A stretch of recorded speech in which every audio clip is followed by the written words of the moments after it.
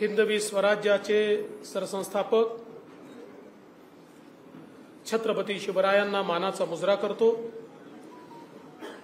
भारतीय राज्य घटनेचे शिल्पकार भारतरत्न डॉक्टर बाबासाहेब आंबेडकर यांना मानवंदना अर्पित करतो। भारतीय जनता पार्टी विधिमंडळ गटाच्या बैठकीमध्ये मंचावर उपस्थित असलेले आपले अध्यक्ष चंद्रशेखर बावनकुळेजी, मुंबईचे आपले अध्यक्ष आणि मुख्य प्रतोद आशिष शेलारजी, आपले ज्येष्ठ मंत्री सुधीर मुनगंटीवारजी, प्रवीण दरेकरजी, रणधीर सावरकरजी आणि या ठिकाणी उपस्थित सर्व ज्येष्ठ आमदार, विधिमंडळ गटातील दोन्ही सभागृहातील आमदार भगिनी आणि बंधूंनो, आज आपल्या विधिमंडळ गटाची ही बैठक निवडणुकीच्या पार्श्वभूमीवर आपण या ठिकाणी आयोजित केली आणि ही बैठक आयोजित करताना एकीकडे आपल्या सगळ्यांच्या मनामध्ये प्रचंड आनंद देखील आहे। कालच देशाच्या इतिहासामध्ये सलग तिसऱ्यांदा प्रधानमंत्री बनणारे, म्हणजे यापूर्वी फक्त जो रेकॉर्ड नेहरूजींच्या नावावर आहे त्याची बरोबरी करणारे, अखिल विश्वामध्ये ज्यांच्या नावाचा डंका वाजतो असे आपल्या सर्वांचे नेते माननीय नरेंद्र मोदीजी यांची एनडीएने एकमताने निवड केली आणि त्यांचं अभिनंदन करण्याकरता आज आपण सगळे या ठिकाणी एकत्रित आलोत। आणि हे खरं आहे की एकीकडे जसा आनंद आपल्याला आहे की देशामध्ये लोकांनी पुन्हा मोदीजींवर आणि एनडीएवर विश्वास दाखवला, त्याचवेळी निश्चितपणे आपल्या मनात ही सल देखील आहे की मोदीजींच्या यशामध्ये सिंहाचा वाटा 14 आणि 19 मध्ये आपला होता, यावेळी तो वाटा आपण उचलू शकलो नाही। आणि म्हणून एकदा पुनरावलोकन व्हावं आणि नव्याने आपल्याला स्ट्रॅटेजी तयार करता यावी, या दृष्टीने देखील आजची बैठक महत्वाची आहे। आणि त्यासोबत खरं म्हणजे आपण सगळ्यांनी हा निर्धार केलाय की महाराष्ट्रामध्ये जे काही अपेक्षित यश आलं नाही त्याची कारणं त्या ठिकाणी शोधून ती कारणं कशी दूर करता येतील आणि विधानसभेच्या निवडणुकीमध्ये पुन्हा एकदा महायुतीचं सरकार कसं आणता येईल हा जो निर्धार आपण सगळ्यांनी व्यक्त केला त्याबद्दल देखील मी आपल्या सर्वांचे मनापासून आभार मानतो। खरं म्हणजे उन्हाळा संपतोय, काहिली पण संपते आहे, पावसाळा जवळ आलेला आहे आणि पाऊस पडत असताना जे पेरलं जातं सप्टेंबर, ऑक्टोबर, नोव्हेंबर तेच उगत असतं।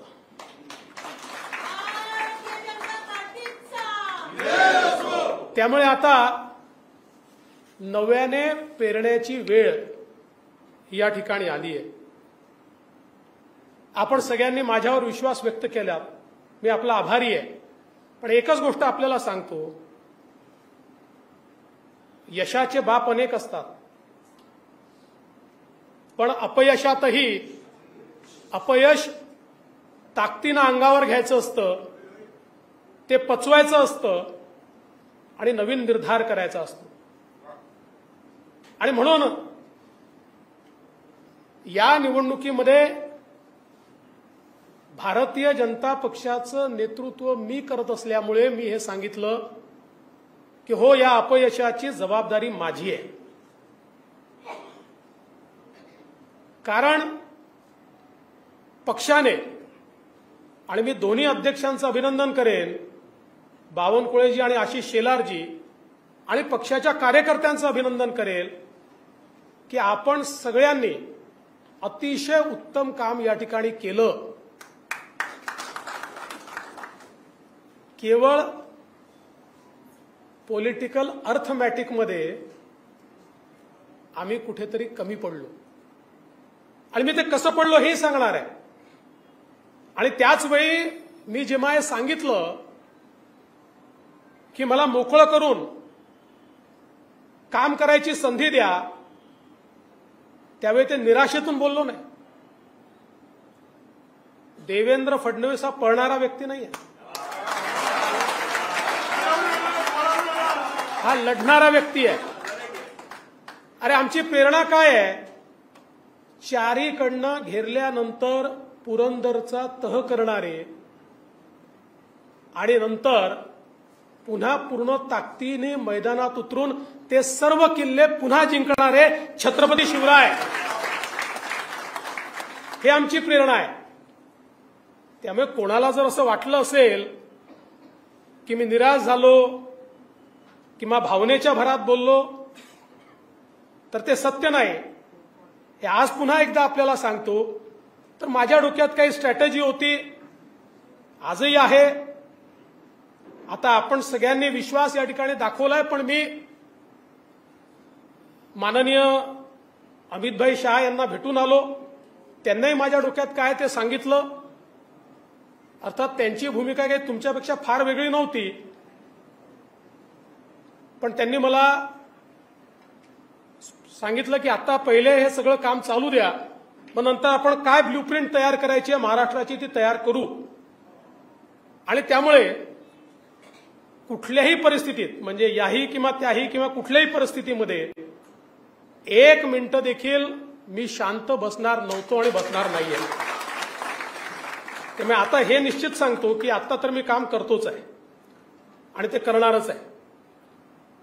पण हे सगळं आपण जर बघितलं तर ज्याचा मी उल्लेख केला की देशामध्ये ज्या प्रकारे मोदीजींना जनतेने समर्थन दिलं आणि तिसऱ्यांदा एनडीएचं सरकार आलं, आणि त्याच वेळी ओरिसामध्ये आपलं सरकार येणं, आंध्र प्रदेशमध्ये एनडीएचं सरकार येणं, अरुणाचलमध्ये आपलं सरकार येणं, या सगळ्या गोष्टी अतिशय स्पष्टपणे काय सांगतायत हे आपण सगळ्यांनी बघितलं पाहिजे. आणि सगळ्यात महत्वाचं जे काल मोदीजी बोलले, काही लोक विजयाचा नरेटिव्ह तयार करतात.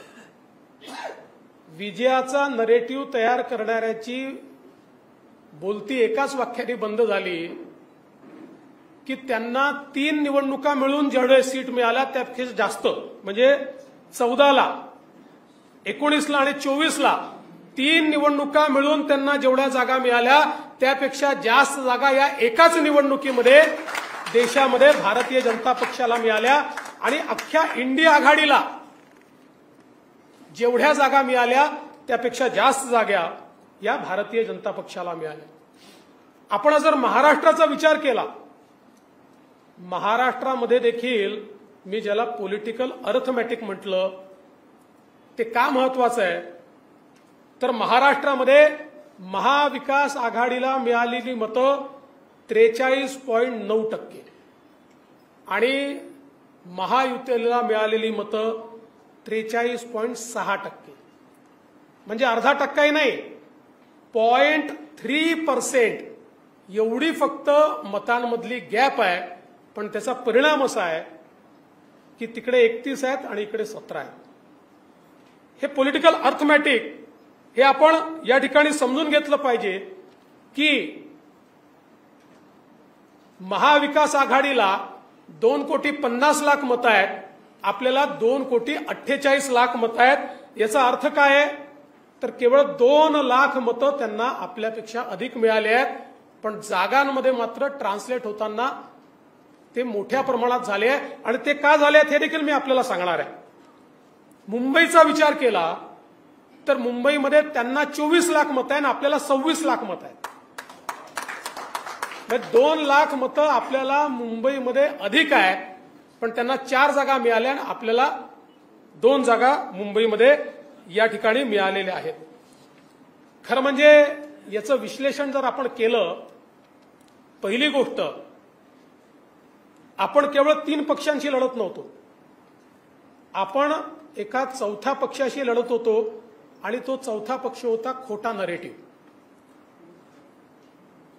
ज्या नरेटिव्हला आपल्याला वाटलं या 3 पक्षांना रोखलं तर आपला विजय होईल, पण आपल्या लक्षात आलं नाही की चौथा पक्ष जो यांच्याकरता काम करतो आहे त्याला आपण रोखू शकत नाही किंवा रोखू शकलो नाही किंवा त्याची तयारीच आपण केली नाही।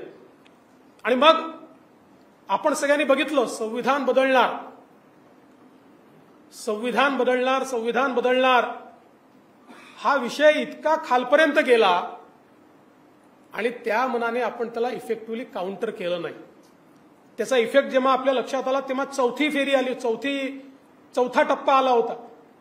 आणि म्हणून तुम्ही बघा पहिल्या 3 टप्प्यांमध्ये 24 जागांमध्ये केवळ 4 जागा आहेत आपल्याला, आपल्या सगळ्या जागा या दुसऱ्या 24 जागांमध्ये आल्या। कारण मग आपण इफेक्टिव्हली आपल्याला लक्षात आलं की खोटं बोलतायत पण ते पर्क्युलेट होत आहे। कुठेतरी सामान्य माणसाला असं वाटतंय की खरंच घडेल का बाबा, मग मोदीजी तर येणारच आहे, मग आता आपण थोडं सेफ का राहू नये। अशा प्रकारे विशेषतः दलित समाजामध्ये, आदिवासी समाजामध्ये हा नरेटिव्ह हा मोठ्या प्रमाणात या ठिकाणी तयार झाला। पण एक गोष्ट लक्षात ठेवली पाहिजे की असा जरी नरेटिव्ह तयार झाला तरी हा नरेटिव्ह एखादी निवडणूक चालतो, पुढच्या निवडणुकीत तो चालत नाही। कुठल्याही खोट्या मुद्द्याची ताकद ही एका निवडणुकीपुरतं असते, त्याच्यानंतर त्याची ताकद ही 50, 60, 75% कमी होते आणि आपण ती 100% कमी करू शकतो।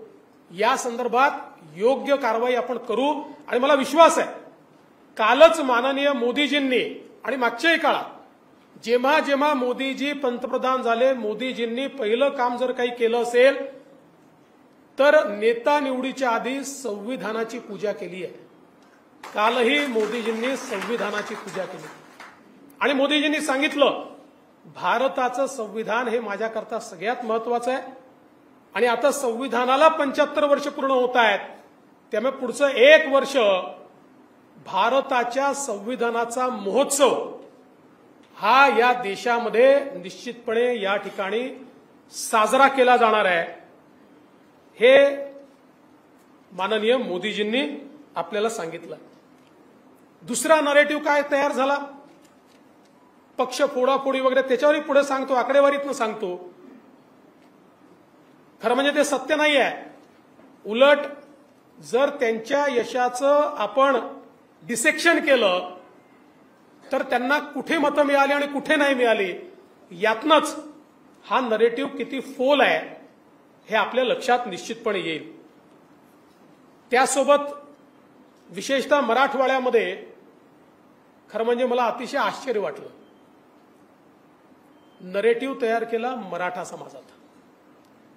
आता बघा हे देखील आश्चर्य आहे की नाही, मराठा समाजाला दोन्ही वेळी आरक्षण आपण दिलं, मराठा समाजामध्ये त्या ठिकाणी सारथी संस्था असेल, अण्णासाहेब पाटील आर्थिक विकास महामंडळ असेल, फी सवलतीची योजना असेल, हॉस्टेलची योजना असेल, स्वाधारची योजना असेल, या सगळ्या गोष्टी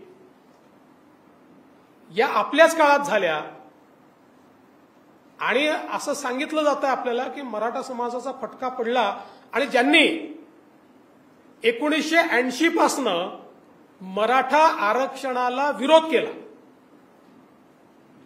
80 पासनं ज्यांनी मराठा आरक्षणाला विरोध केला त्यांच्या पडल्यात मतं गेली, त्यांच्याकडे मतं गेली. याचा अर्थ काय? याचा अर्थ एवढाच आहे की हे पण टिकणार नाहीये, हाही बुद्धिबळ टिकणार नाहीये. हा जो काही नरेटिव्ह तयार करण्याचा प्रयत्न झाला आणि काही प्रमाणात यशस्वी झाले, फार मोठ्या प्रमाणात झाले असं नाही, कारण मोठ्या प्रमाणात जर यशस्वी झाले असते तर 43% मतं भाजपला मिळाले नसते. हा आपला जो मतदार आहे तो जर सगळा गेला असता तर 44% मतं आपल्याला मिळाले नसते. किंवा एकूण जर आपण 2019च्या मतांशी भाजपाचंच कंपॅरिझन केलं तर आत्ताच बावनकुळे साहेबांनी सांगितलं की आपले प्रत्यक्ष मतं हे त्यापेक्षा वाढले आहे आणि टक्केवारीचा विचार केला तर 1% आपले कमी झाले. त्यापेक्षा जास्त मतं आपले 2019 पेक्षा कमी झालेले नाही. त्यामुळे हे जे काही नरेटिव्ह या ठिकाणी तयार करण्यात आले, मग एक नरेटिव्ह तयार केला की महाराष्ट्रातले उद्योग पळवले. खरं म्हणजे प्रत्यक्ष आकडेवारी जर आपण बघितली तर 2022-23ला आणि 2023-24ला दोन्ही आपल्या काळामध्ये महाराष्ट्र आपण इन्व्हेस्टमेंटमध्ये पहिल्या क्रमांकावर आणला. उद्धव ठाकरेंच्या काळामध्ये महाराष्ट्र हा खाली होता. उद्धव ठाकरेंच्या काळात गुजरात आणि त्यानंतर कर्नाटक क्रमांक 1 वर होतं. यावर्षी तर आपण अशी अवस्था आणली, गुजरात, कर्नाटक, दिल्ली यांची एकत्रित बेरीज केली तरी त्यापेक्षा जास्त इन्व्हेस्टमेंट ही महाराष्ट्रात आली आहे. आता गुजरात आमच्याशी कॉम्पिटिशन देखील करू शकत नाही. असं असताना नरेटिव्ह रोज खोटं बोलायचं आणि रोज सांगायचं उद्योग पळवले, उद्योग पळवले, उद्योग पळवले. आता ही जी आकडेवारी आहे हीच आकडेवारी सांगते की जर उद्योग पळाले असते तर गुजरातच्या दुप्पट आणि गुजरात, कर्नाटक, दिल्ली यांच्यापेक्षा एकत्रितपेक्षा जास्त उद्योग आणि इन्व्हेस्टमेंट ही आपल्याकडे कशी आली असती. मग एक या ठिकाणी नरेटिव्ह तयार केला की उद्धव ठाकरेंना फार सहानुभूती आहे. मग उद्धव ठाकरेंना जर सहानुभूती होती तर कुठे दिसायला पाहिजे होती? मुंबई आणि कोकणमध्ये दिसायला पाहिजे होती ना. ठाण्यापासनं तर कोकणच्या शेवटच्या टोकापर्यंत उद्धव ठाकरेंची एकही जागा नाही. उबाठाला एकही जागा मिळालेली नाही. कोकणात उबाठा नाही, ठाणे जिल्ह्यात उबाठा नाही, पालघर जिल्ह्यात उबाठा नाही, रत्नागिरी, सिंधुदुर्ग, रायगड, ठाणे आणि पालघर यात उबाठाला एकही जागा मिळालेली नाही. आणि आपल्याला माहिती आहे मुंबईच्या जागा ज्या मिळाल्या त्या कोणाच्या भरोश्यावर मिळाल्या? मराठी माणसांनी मत दिलं नाही यांना. कारण सांगतो मराठी माणसांनी वोट दिलं असतं तर दक्षिण मुंबईमध्ये, वरळीमध्ये, जिथे आदित्य ठाकरेंची कॉन्स्टिट्युएन्सी आहे, फक्त 6000 मतांचा लीड आहे. मराठी माणसांनी मतदान जर त्या ठिकाणी केलं असतं तर शिवडीमध्ये यांनी 30, 35, 40,000 मतांची लीड घ्यायला हवी होती. जर मराठी माणसांनी मतदान त्यांना केलं असतं तर ईशान्य मुंबईमध्ये विक्रोळी आणि भांडूप पिऊन 60,000 मतांचा लीड त्यांनी घ्यायला पाहिजे होता. नाही घेऊ शकले. 7 आणि 8,000वर त्या ठिकाणी थांबले. याचा अर्थ मराठी माणूस त्यांच्यासोबत गेला नाही. पॉलिटिकल अर्थमॅटिकमध्ये त्यांनी केवळ एका विशिष्ट समाजाच्या मतांवर, काही जागांवर एखाद्या विधानसभेमध्ये इतकी प्रचंड आघाडी घेतली की त्याच्या आधारावर त्यांना निवडून येता आलं. आणि मगाशी नितेश म्हणाले खरं आहे, त्यांनी त्याची कबुली पण दिली. कारण खासदार बंडू जाधव म्हणाले की मला मराठा समाज, दलित समाजापेक्षा देखील मी निवडून आलो तो मुस्लिम समाजामुळे निवडून आलो. हे त्यांचं वक्तव्य आपण सगळ्यांनी ऐकलंय. त्यामुळे एकूणच जर आपण बघितलं तर मुंबई, MMR रिजन किंवा कोकणामध्ये या ठिकाणी उबाठाला लोकांनी हद्दपारच केलाय, हे देखील आपण लक्षात घेतलं पाहिजे. आता आपण बघा, ज्या जागा आपण हारलोय त्या ठिकाणी जी मुंबई मध्य उत्तर जागा होती 1% कमी मतांनी हारलो. ईशान्य मुंबई 3% कमी मतांनी हारलो. अमरावती सारख्या जागा 3% कमी मतांनी हारलो. भिवंडी, आता या सगळ्या जागांचं किंवा आपण जर धुळ्याची जागा बघितली, या सगळ्या जागांचं म्हणजे मी उदाहरणादाखल सांगतोय, या सगळ्या जागांचं विश्लेषण केल्यानंतर हे जे 1%, 1.5%, 2% आपण हारलोय, हे कुठून हारलोय? आपला मतदार गेला नाही, ऍडिशनल मतदार आपल्याकडे आलेला आहे, पण हे कुठून हारलो हे आता आपल्या सगळ्यांच्या निश्चितपणे या ठिकाणी लक्षात आलं असेल. त्यामुळे आपल्याला खूप जास्त सांगण्याची आवश्यकता आहे असं मला वाटत नाही.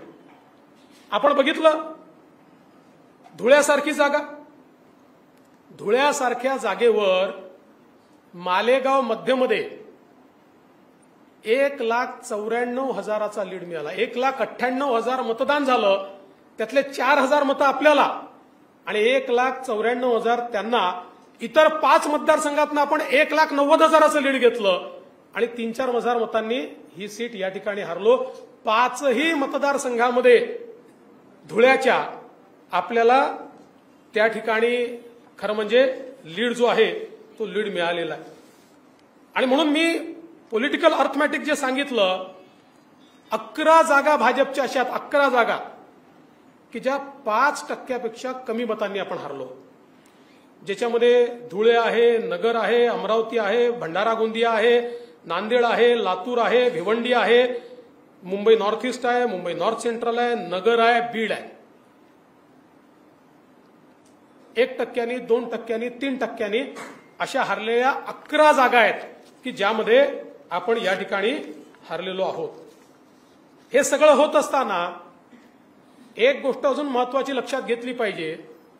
ज्या पॉलिटिकल अर्थमॅटिकचा मी उल्लेख या ठिकाणी केला की जर त्यांना 31 जागा मिळाल्या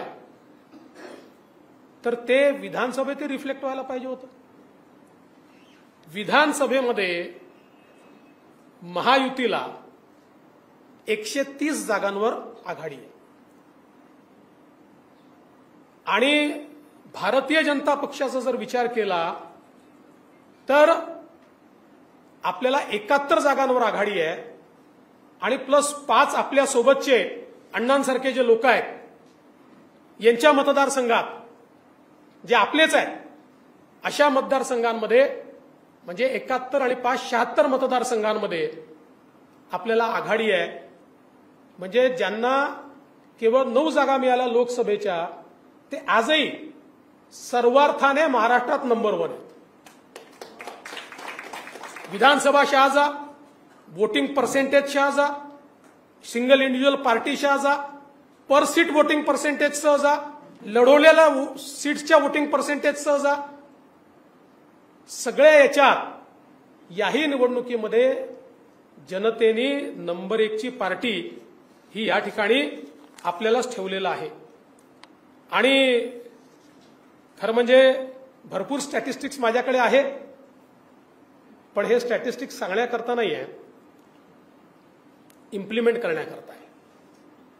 माझी तुम्हाला एकच विनंती आहे, कधी कधी पराजय होतो, पण पराजय झाल्यानंतर एकमेकाच्या डोक्यावर खापर फोडू नका.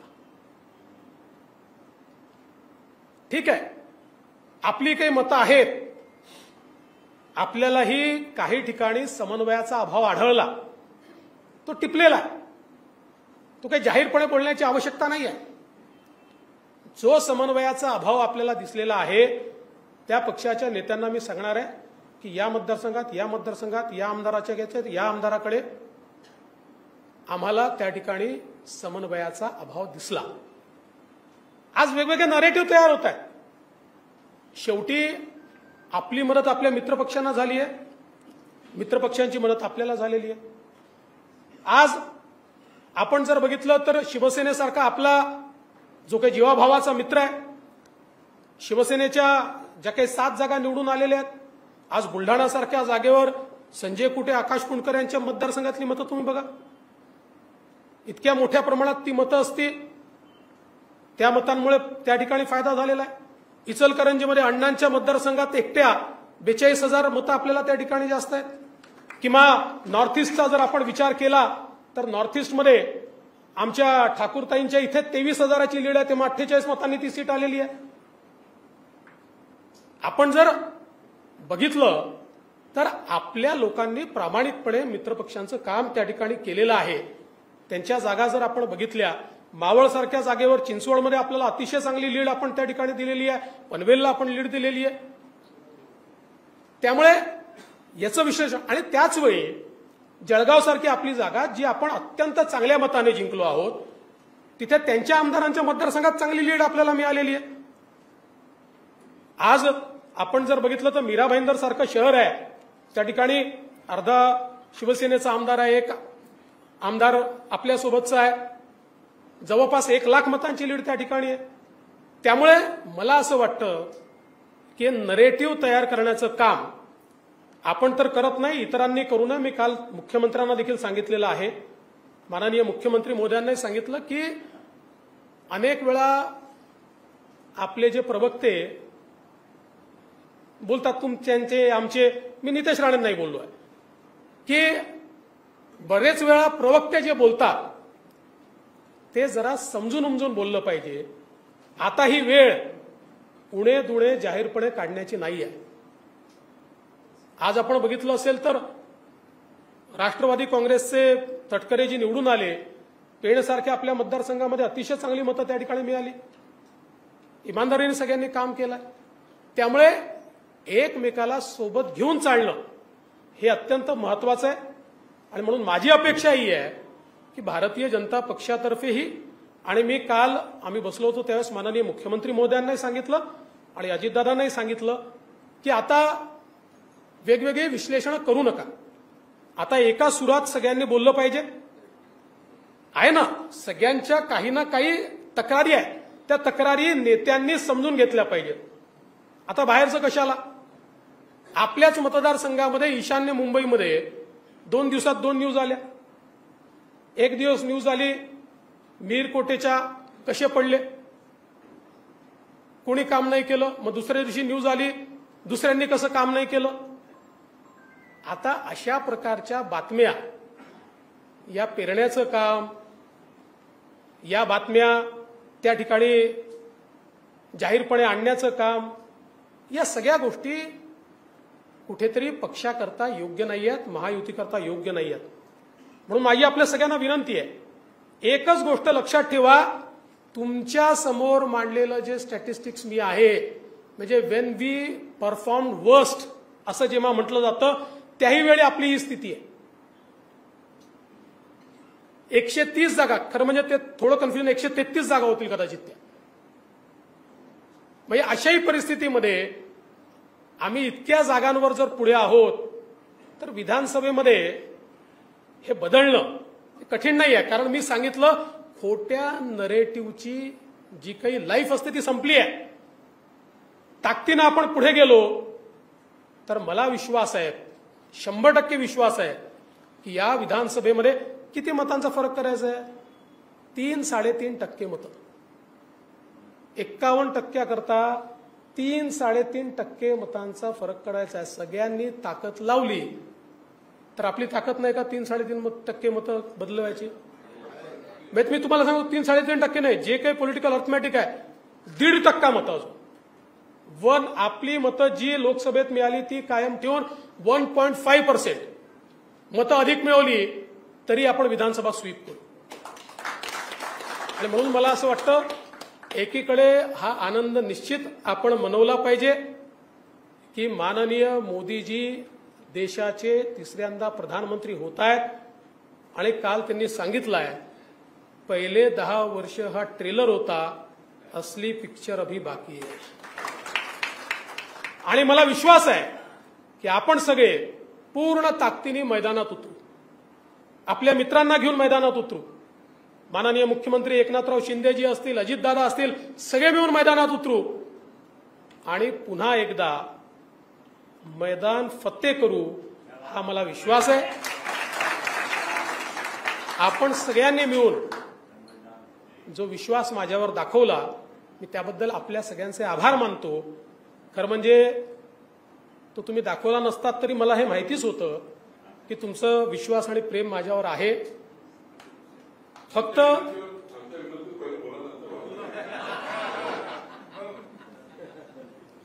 ते सगळं असं आहे की भारतीय जनता पार्टी एक आपली प्रक्रिया आहे. योग्य वेळी योग्य गोष्टी करू. आज मी तुम्हाला एवढं नक्की सांगतो की मी ज्या दिवशी निवडणूक संपली त्याच्या दुसऱ्या दिवशी कामाला लागलेलो आहे आणि आपल्याला कोणी कामापासून थांबवू शकत नाही. पूर्ण ताकदीने पुन्हा एकदा जोपर्यंत या महाराष्ट्रामध्ये महायुतीचा झेंडा रोवत नाही तोपर्यंत मी थांबणार नाही. तुम्ही पण थांबू नका अशी विनंती करतो. Come on guys, hurry up. अरे सुन ना, एक ब्रेक ले लेते हैं.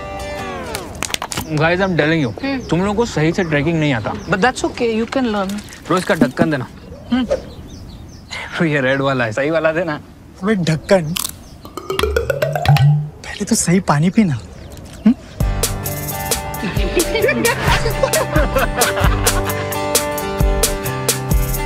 Manikchand Oxyrich, proudly Indian.